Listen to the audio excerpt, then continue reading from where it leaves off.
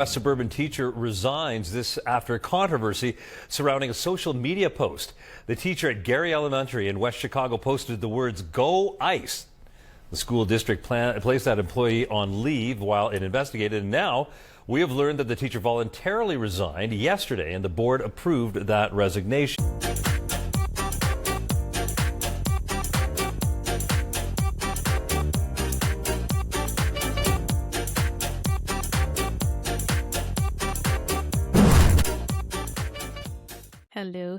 Hello, and welcome back to Bri Speaks podcast. I am your host, Bri Speaks, who created the 7 narcissistic social hierarchies of control. The 7 narcissistic social hierarchies of control are patriarchy, capitalism, corporatism, racism, ableism/ageism, speciesism, and Abrahamic religions. Those are the 7 pillars that control our minds, that take advantage of our emotions, that we are all indoctrinated into and made to believe are the only ways to live, survive, be happy, to grow, to think, to live, and thrive, when it's all a fucking lie. And actually, it's the opposite of most of these things. We shouldn't be putting each other into hierarchies. We should not believe these hierarchies. We should all believe that all of us are just one piece of a whole. And so we are all one, Christ consciousness, if you will. And if we were to believe that, the world would be a better place. Okay, so what are we talking about today, Bri? Today, it will fall under racism and capitalism, I would say, and where they... and patriarchy, of course, because we are talking about white women and how they abuse their power within the structural institutions of healthcare as nurses and the education system as teachers. And this is a theme that's just been pounding at my brain for probably my entire life, if I'm being honest. Ever since I experienced racism from a teacher in elementary school in North Carolina, where I grew up, all the way up until I was a teen parent, and I experienced those, what are the most racist white nurses I've ever met, because I was a young black teen mom. They treated me like hell. And then more. So when we think about nursing and teaching and any really caregiving professions, you think about altruism, right? You think about, teachers don't get paid a lot, and they're just, they're there to teach the youth and giving their hearts. And nurses are, these loving, caring people. We think about selflessness and care and sacrifice, right? But the way that the patriarchy and capitalism has set up these systems, they are not just about helping. They are also about authority. Who has the right to teach? Teach what? Who has the right to care? Give what kind of care? Give what kind of medication? Believe who and their symptoms, right? Y'all listening? Okay. So for generations, caretaking roles were among some of the few avenues, and this is where it comes from.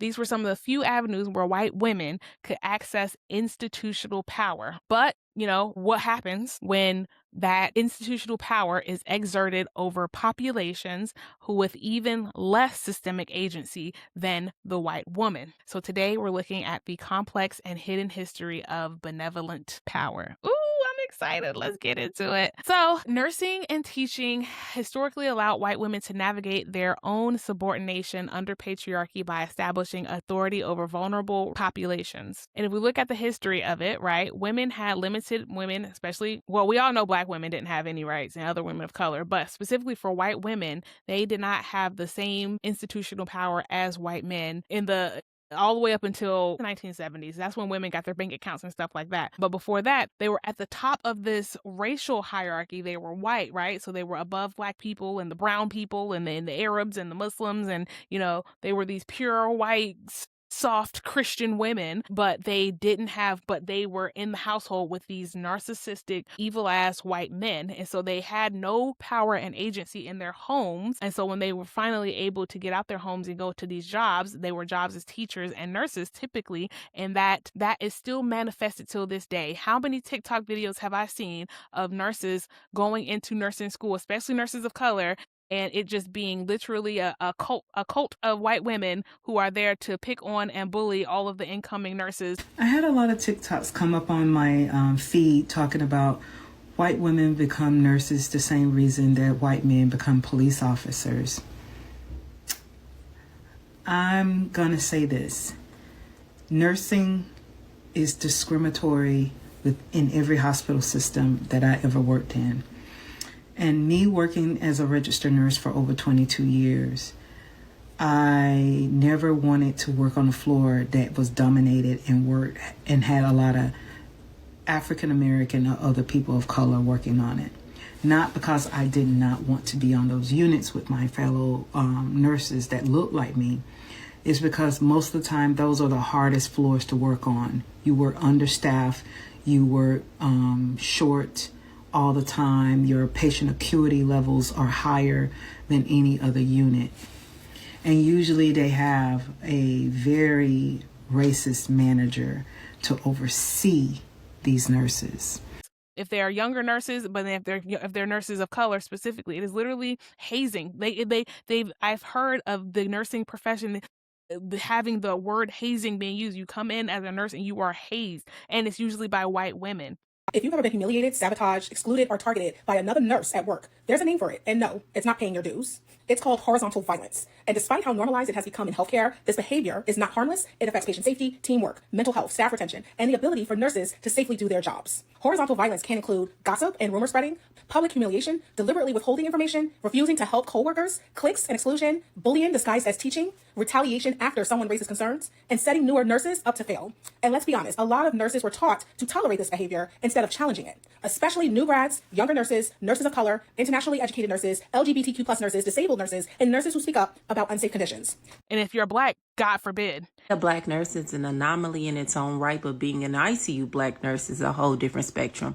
And a lot of times you will run into situations where you know the only option is to exit stage left. One time I got called into my manager's office because I was being reported by another nurse because I made her feel uncomfortable when she was eavesdropping on a private conversation that I was having with a friend/nurse.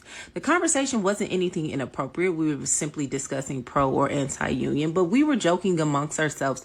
And she said the language I was using made her feel unsafe.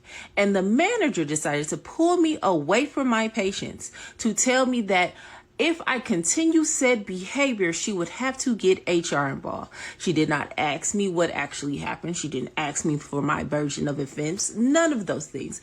Just to let me know that if I continue with said reported behavior, she would email HR. I said, don't you worry about it. She said, what do you mean? I said, don't you worry about it.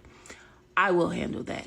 I exited her office, walked to the nurse's station, sat down at an available computer, opened up my company email, CC'd and BCC'd all my personal emails, emailed her and HR together, and let them know effective immediately I will be vacating this said position that you begged me to take, rushed me off of orientation because you were so short on experienced nurses. And the reason why is because I don't feel safe here as a Black woman in this department. And if you want to improve on said behavior, these are a list of things that I would suggest in the future. I finished my patient load, clocked out, and those people never saw me again.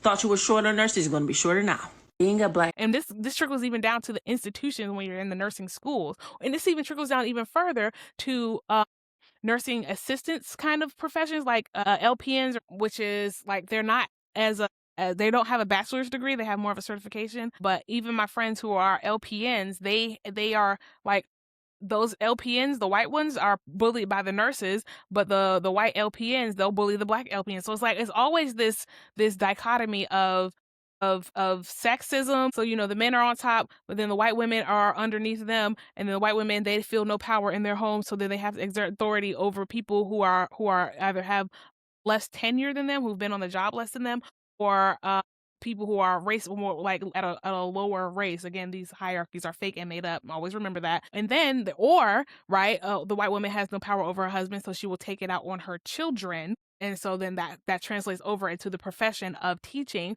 which reminds me of when it reminds me of when I was listening to this man who created this fake, ICE hotline. And I'll see if I can find the video. I have my own hotline for reporting illegal immigrants, and people call it thinking that it's legitimate. I talked to a kindergarten teacher that wants to deport the parents of a kindergartner at her school. And it looks like they have a child who was born in New York, which makes them an American citizen.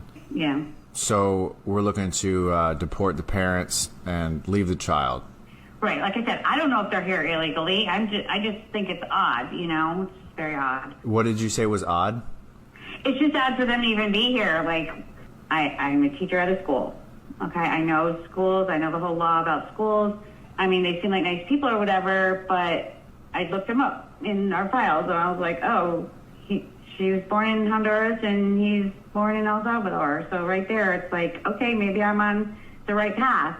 You know, they drop off their kid every day. So their kid is their kid a student at your school? Yes. Yes. One of your kindergarten. Okay, so now you want to get his parents deported? Well, I'm just saying that if they're taking up resources from our county, okay. I'm not into illegal people being here. I mean, if the son's in kindergarten, what, is 6 or 7, Yeah. right? Yeah, he's probably like 5 or 6. And they was born in New York, so that means, assumingly they've been in America for 6 or 7 years. Yeah. And now we're going to go ahead and just remove them. Are you like questioning that, or what do you know? Yeah. Sorry, no, I'm just writing this down for my own personal notes, and my supervisor teaches at school wants kindergarten child's parents deported. You make it sound terrible. You make it sound like it's terrible, but... Oh, well, I'm just writing down what you're telling me. Okay. Well, yeah, okay. Sounds terrible. Let's see, I can write that down too, I guess. And that's Hispanic in an area where you wouldn't normally see Hispanics. Okay. Right. Like people that are born in another country. Yeah. Because you normally see those people where? Like in the cities. Got it. Okay. Hispanics out of place, now in country, not where they belong in city. So we were able to confirm that they are documented citizens along with their child. Oh, good. So yeah, it's good because we don't have to deport a 6-year-old. And yeah, I mean, you know, that little fella could have been a threat to our national security. Why are you talking to me like this? Say again? Why do you talk to me like this? I'm sorry, what are you referring to? Like you're like sarcastic. Oh, okay. I mean, I just thought that maybe you'd be okay and just happy that the people that you reported were actually here legally and that they belong. Just like you and me. Did I talk to your supervisor? You said you had a supervisor. Yeah, I just thought you were going to be happy. Yeah, I am happy, but I'm not happy with your attitude. You just said to me, the 6-year-old won't be a threat to national security. Yeah. That's sarcastic. I would think that the people that were deporting, especially 6-year-olds, that there would be a good reason for it. I was talking about the people who I thought they're illegal because they were born in a different country. I can't help that they have a 6-year-old. That's on them. You know what we'll do? I'll get in touch with the supervisor. I send him a text. When he gets back to me, I'll see if he can follow up with you. And what is his name? His name is Brian. But yeah, thought you'd be happy to know that they're documented, but we'll have the I am happy. I'm super happy. Super happy. I'm glad. You know, that's wonderful. Well, it's good. You know, the 6-year-old can stay in the school, and, you know, I know it's tough looking at him. And but yeah, we'll get on my supervisor. Just he can give you a call back in a little bit.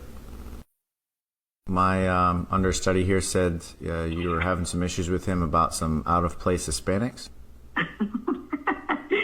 Something like that, yeah. Okay. You sound exactly like Greg. Okay. I just didn't like his attitude. I really do apologize for that. Looks like Brian said we did confirm the document status of these individuals, and we're happy we were able to do that for you despite the sarcasm and the things that you're complaining about. Okay, yeah, I'm glad. I'm glad that they're fine folks and belong here and all that good stuff. But he was criticizing me because there was a 6-year-old boy involved. You know what I mean? But he's acting like I'm this terrible person because I'm going to deport a 6-year-old. But and this white woman called in. It's like, yeah, I've got a kindergarten student who's never done anything wrong. Really a nice kid. I met the parents. They're wonderful people, but they're Hispanic, so they're probably immigrants, and so you should come and arrest them. Her racism and bigotry was so it's like I'm sure, not to say I'm sure, but she's probably getting beat up at home. She probably hates her husband.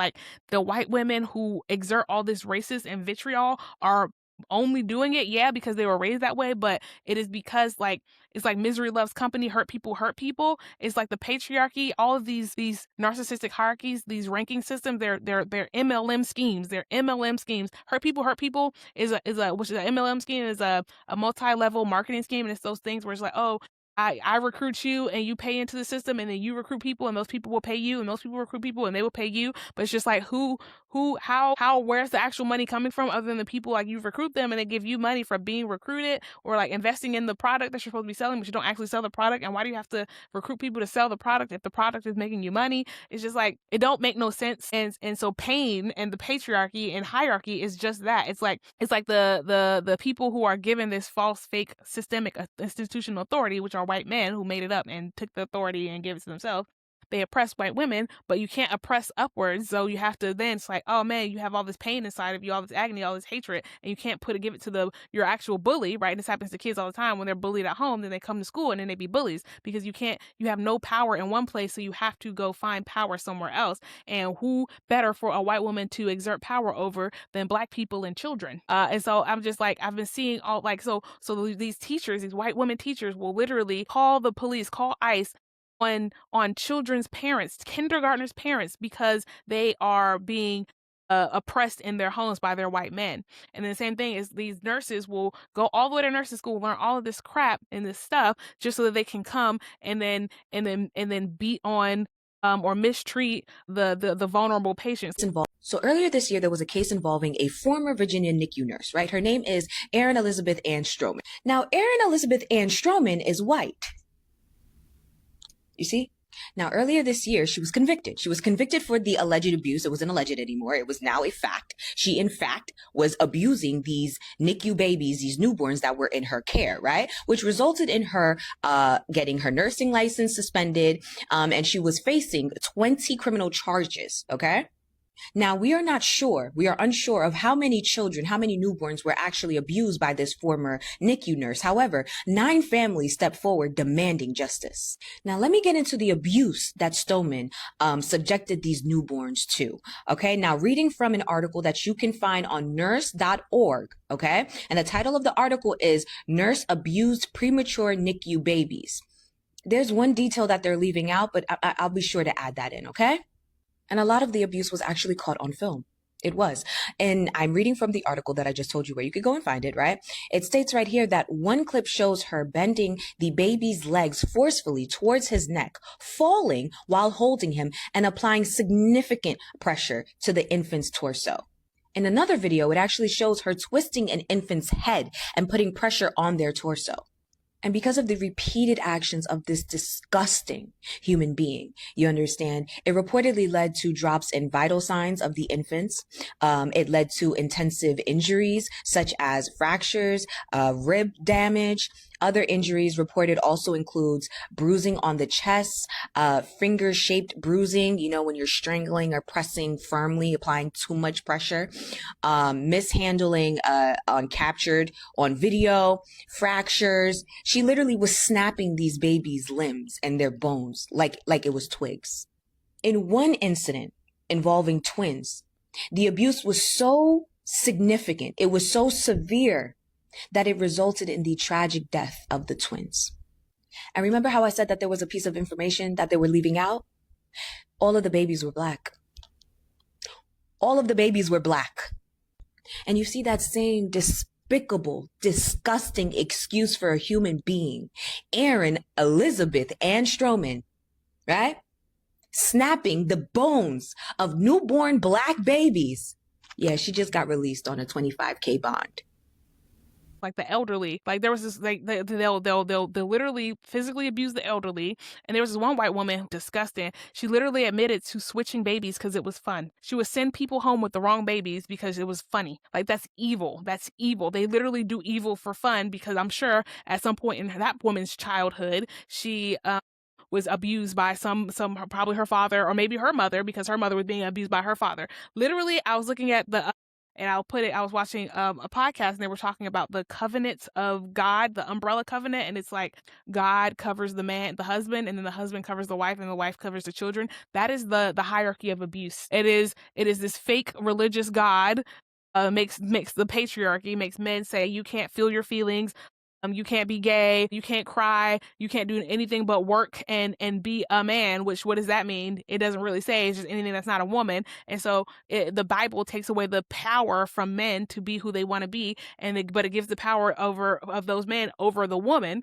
And so then they take out all their pain and anger on the woman, and then the woman, who is covered by the man, the husband, which is really just means is oppressed by the man and the husband. So those women will then get all upset, but they can't take it out on the husband, and so they take it out on the children. And then the children will grow up or go to school, and they can't take it out on their mom or their dad or God, the fake narcissistic God that the Bible tells you about. And so then they start bullying either younger children, their younger siblings, and then younger siblings go to school, and then they bully people at school, and then those kids come home crying and sad and all messed up and hurt and harmed because they now are getting bullied by some kid who's getting bullied by their mom or their dad at school. At home. Like, that's all these hierarchies are. They're hierarchies of abuse to pass along the abuse so that the authority, and then it's like, so then everyone across this hierarchy of abuse is hurt and harmed. And so no one can, so the people at the bottom, they can't work together because they're hurting and harming each other. And then the people at the top, which are the religious institutions, right? In the context of this God of the covenant, or if you just look at the patriarchy, then the men are on top, which is like whoever's on top, they reap the benefits of the system, even though the system is in and of itself is inherently oppressive. And so they're also being hurt and harmed by the system. And it's not just they're getting these benefits, but they do reap the most benefits of the harmful system. But then they just pass along the trauma down the ladder, down the totem pole of pain. And so white women go into these positions of caregiving, because that's another thing that the patriarchy does, is it says that caregiving is a feminine trait. It is something that only women are supposed to do. And so because white women will go into these feminine roles in order to align with their feminine identities that the patriarchy gives them. They can't go into, like truck driving or construction, because that's way too masculine, right?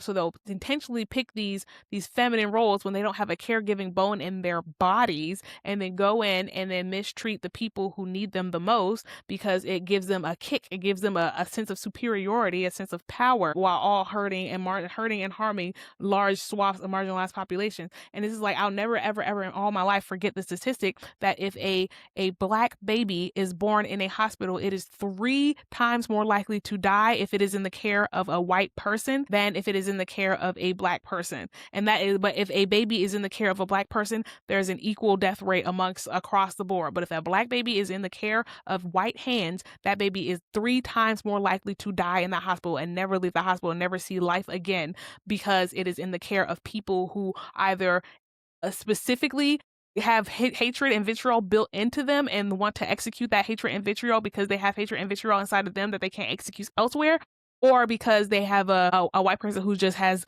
inherent racism that they haven't deconstructed. So they just feel like, oh, Black people don't feel pain, or Black people are always lying or always faking, or oh, Black people have like thicker skin. I heard that before on the internet when I was literally having a conversation about why is it that white people don't scrub their bodies with washcloths or with loofahs or African net sponges or literally anything to give them friction. And this white woman was like, oh, we don't have to scrub our bodies because our skin is not as thick as as Black people's. And I was just like, and this, little tangent, I'm just like, whoa, that was crazy. They literally think our skin is like thicker than theirs. And then, but actually I saw a tattoo artist who commented, and they were like, actually, no, as someone who does tattoos, white people have thicker skin than Black people. And I was just like, ooh. And it's just like, and it's also, I was just thinking about, again, super aside, but like Black people, we all say Black don't crack, right? And we all know that Black people got nice skin, but it's just like white people refuse to take all of our skin tips, and one of them being wash your body with a washcloth or a loofah. Like, it's just like, why is that such a like, why do y'all just want to rub soap on your skin? And then another white person had commented, oh, Black people like to bathe so frequently because white people said they were dirty, and so now they have like a deep embedded insecurity about being smelly. And it's just like, no, if you read any sort of historical text about white people, any indigenous culture that's from South America, that's from Native America, North America, where the Native Americans were Arab and Middle East, Africa especially, and Asia as well, they all say white people stink. They all say white people smell. And then when you look at the historical textbook, you can literally look up articles that was just like, oh yeah, if you have a pair of jeans, you should only wash them once a year. White people used to believe you should wash your jeans once a year. They used to think you should bathe twice a year, once like during the summer, and that they used to wear those big dresses. These are all things I recently learned. I was like, crazy, and it explains a lot. They used to wear those really big red dresses that you see in Bridgerton because it would keep the smells of their smelliness in their lady parts from wafting upwards. That's why they wore big dresses. I was just like, and it's just like, and these people, and I've read another comment where this white woman was telling me how, yeah, we were taught growing up, like if you swim in the ocean or you swim in a lake or you swim in a river or you swim in a pool, you don't have to come in and shower because you were already in water.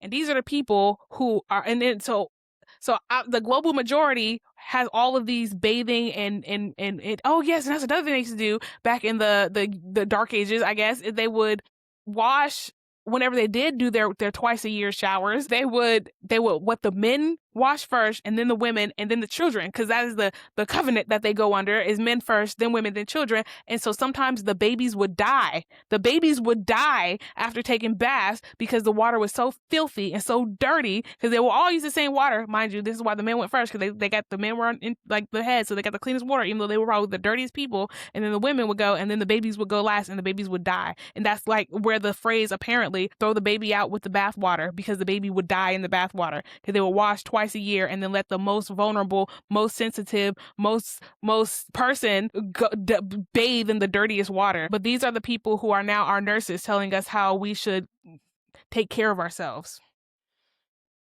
And that is why. And they think that Black people have thicker skin and less pain tolerance still to this day. And it's just like, and these are our nurses. These are our nurses. These are our nurses. And mind you, don't let another nurse come and be a Black woman and she like looks nice that day. It's just, then the patients are like that too. And mind you, y'all, I worked in direct patient care from ages, what was I? Probably like 17 to 21. I was like a phlebotomy tech, like a nurse's aide. I used to, draw blood. I took blood pressures. I took temperatures. I disinfected wounds. I splinted. Like I worked as an EMT for 6 months. That was crazy. So I'm like, nah, I worked with these people, and mostly the people I worked with were places that were predominantly people of color, thank goodness. But the patients, they treated you the same way. It's like the white patients would come in and request the one white CNA because they just didn't believe that we could do our jobs well. When we were always the ones who did, we would get the vein first stick. We would do the splints better. We would not enough pressure. Meanwhile, our white counterparts would come in and have to stick several times to find the vein, or even call us in to get the vein. Or if they would splint it too tight, and the people's fingers would be turning purple because they forgot to do the circulation test after they were done to see if their capillary refill was working properly, and so they would have to come back in and have it re-splinted because they splinted it too tight. There's stuff like that. Like, not, I don't want to say all white people, but like they lack a certain sensitivity that is needed when it comes to caregiving. Like, you have to just be sensitive to what humans are going through, and that will allow you to, one, energetically understand them. You'll be able to feel someone else's pain when you have empathy yourself. You know if pain is real or if someone is like drug seeking. I had drug seekers. You always knew the drug seekers from the non-drug seeker. You knew when someone was in pain. It's just like, especially if you saw the same person over and over again, it's just like when you are narcissistic, which means I feel like I am superior to these other people. I feel like I deserve more than these other people. I feel like I'm better than these other people, right? These other people are below me or beneath me. You disconnect yourself from your emotions. You have to disconnect yourself from your emotions to not feel the pain of other people. And the moment you've disconnected yourself from your emotions, or you've suppressed your emotions so much to the point where you cannot feel them anymore, you become a person who cannot, like, you're not going to be good with human interactions. And so all these white women going into these fields where they have to be energetically aware of what another person is going through, be it a child, right, who can't understand a concept in school. If you're an empath, you will like pick up on that easily, and you'll like understand, oh, I need to pivot. But if you are a narcissistic, racist white woman, you'll say, oh, that Hispanic child, she's dumb because when she's one of the smartest kids in there, she just needs a little extra help because English is our second language. It's just like this 6-year-old has 2 languages inside of her brain, more than you, the teacher, but you're saying she's dumb because she needs something repeated twice. Or you're saying this Black child is dumb because they didn't understand concept when it's just this kid is falling asleep in class and it's like, oh, they're dumb because they're not paying attention and they're always falling asleep, and not because they have, 2 jobs at home. If it's like a high schooler, they got a job that they have to work in order to help support their family. So if a kid is falling asleep in school, it's not because they're bored, it's because they're sleepy. And if they're sleepy, it's because they're not sleeping at home. If they're not sleeping at home, it's because something is happening at home that's not allowing them to sleep. But an empath can figure that out very easily, but a racist is going to say Black people are dumb and don't care about their education, and then be happy to chastise them, then be happy to humiliate them in front of the class, and then be happy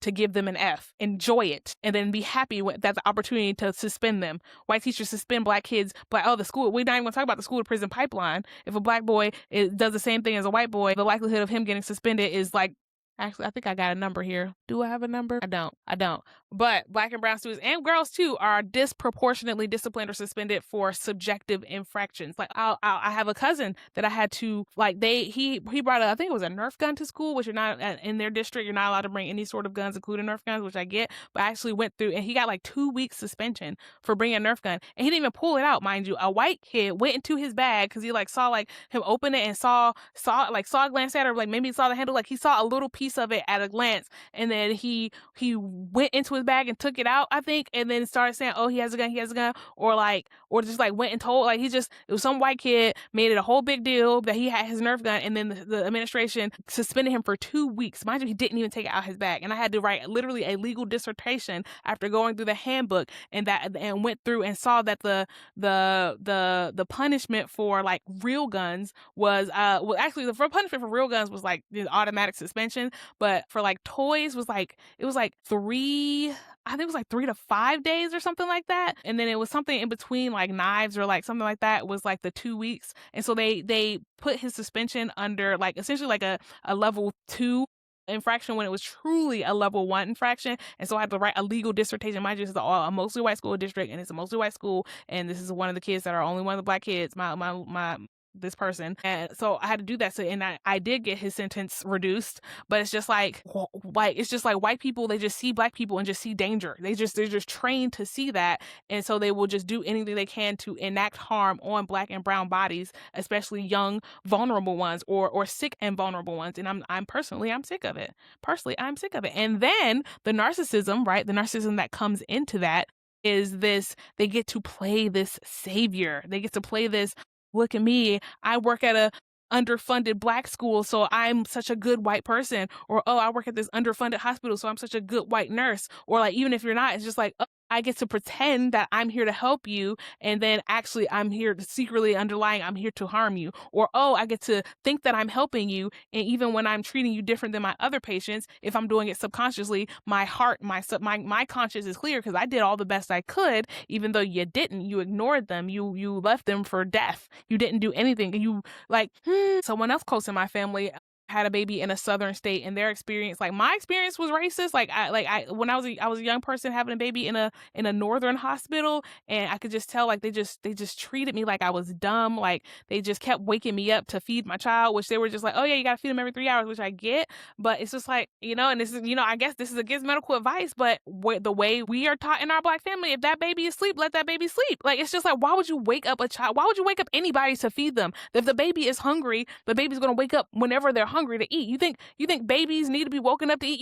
You think God, so you think God, here we go. You think God messed up the design of babies. You think babies have been surviving for hundreds of thousands of years of human existence because moms were waking up sleeping babies. That's what our medical system has come up with. And then they treated me like crap when I was literally delirious from not being able to sleep because they kept coming in to poke and prod me literally every 2 hours, even throughout the middle of the night, waking up my baby, trying to push my baby onto my bosom when both me and the baby were trying to sleep. And then they got mad at me when I was grumpy because I didn't want to feed the sleeping baby, and I was sleep too. You sleep when the baby sleep. Like, and then they try to act like I was the dumb one. I was the stupid one. I was being ignorant. I was being belligerent. And then I'll never forget after my first doctor's appointment at my doctor's pediatrician, and I probably still have that piece of paper because it was so traumatizing. And this is me reading this paper as an 18-year-old. The paper said, did exam on baby was fine despite team mom, or mom was a team, but baby seems to be okay anyway. It was something like that. It was like team mom, like young black teen mom, but baby seems to be doing okay. And I was just like, I'll never forget reading that. And I was just like, this is in my medical paperwork. It's just like the underlying assumption there is that if you're a young mom, your baby's going to be dead, your baby's going to be dying, your baby's going to be terrible. They're not going to know this.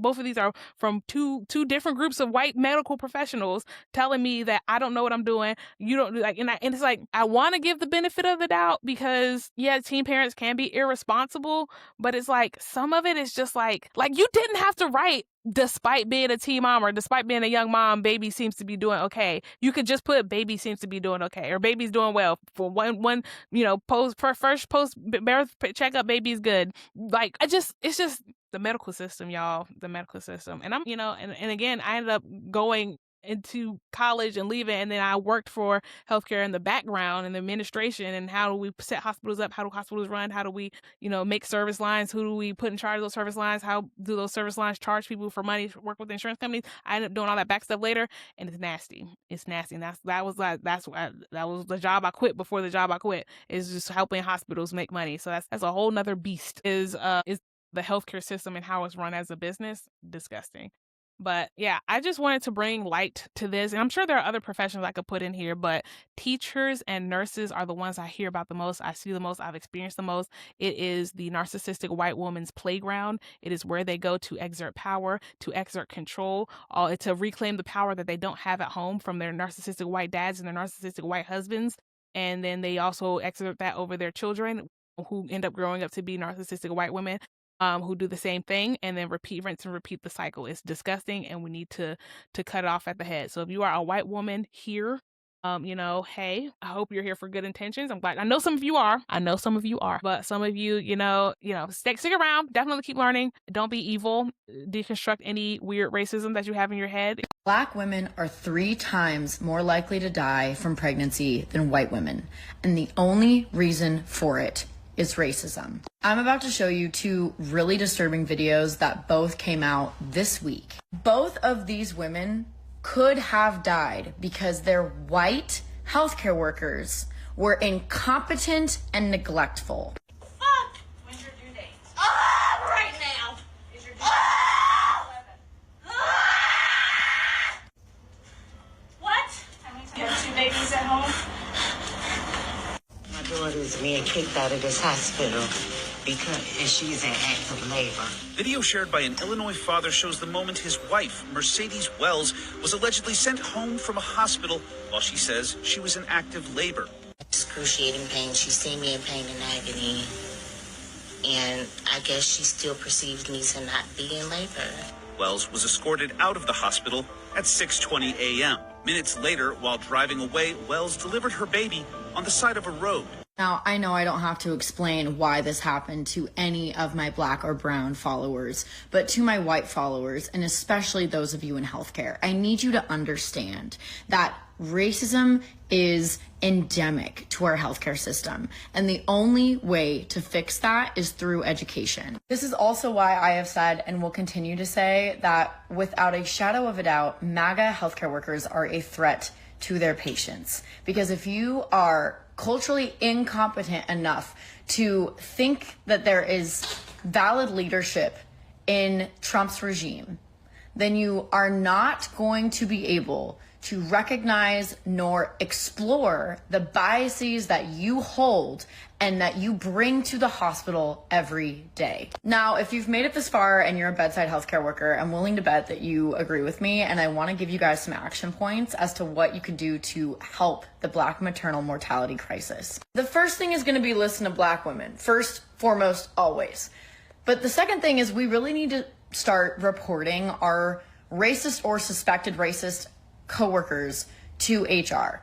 And this is not about being punitive or doing some kind of witch hunt. It is because folks that have not been forced to look at their own racial bias in the face will never do so unless they are forced to. And these people need education. It is a threat to your patients for you to not ensure that those healthcare workers are made aware of their bias. Our patients deserve better. And the only way that we can ensure that there is actual change made in this horrific crisis is to act.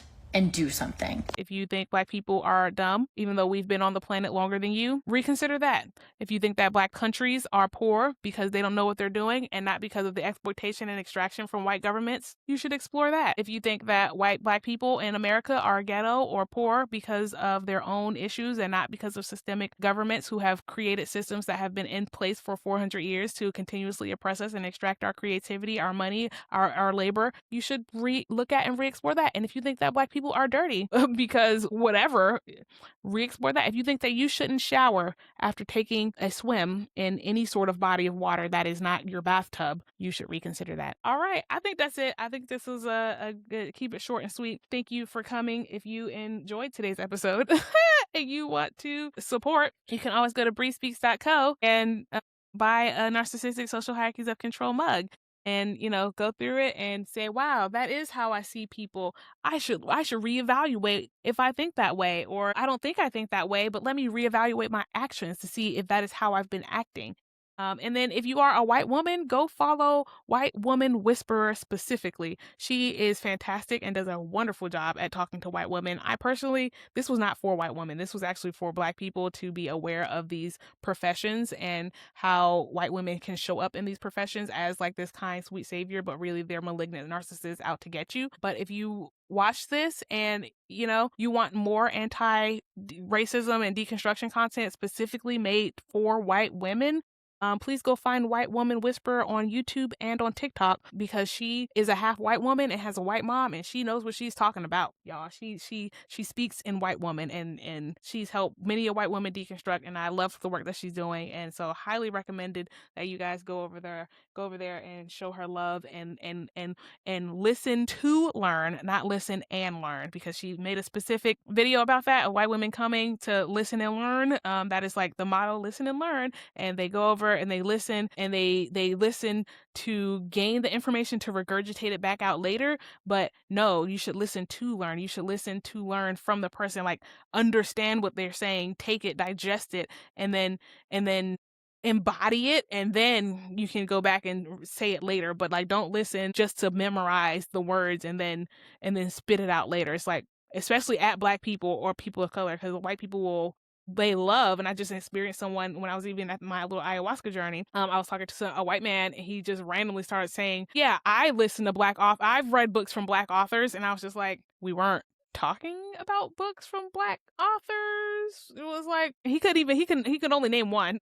And so it's like white people will listen to Black people and learn from Black people, and then use it as a validation marker to give to other Black people to say, yeah, I talked to a Black person, or yeah, I read a Black author. And it's just like, okay, and what did you take away from that experience? What did you learn from that experience? How do you embody the truths that you gained from that experience? It's not, you don't listen to Black people to have a stamp of approval to get I'm a safe white person.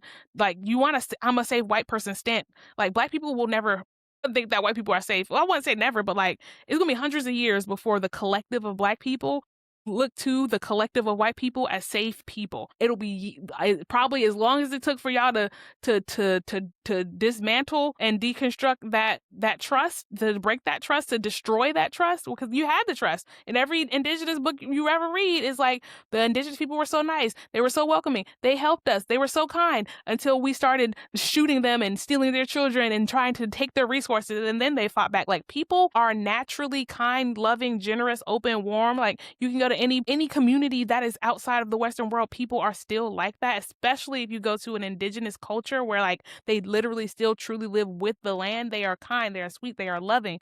But when you get to these places where it's all the power is condensed into a small portion of people who then oppress and hurt and harm everyone else in the larger population, then you get large populations of people who are evil, who are selfish, who are self-centered, who only care about themselves, who put themselves first and then put everyone else down. So no, people are kind and sweet and loving and community centered, but it is the way that these systems have impacted the world that has made humans lesser so. And so yeah, you should listen to Black people and people of color and learn from them, but not in order to make yourself feel like a better person or show up to other people as a better person, but to actually become a better person. Yeah, so if you want to support, please do.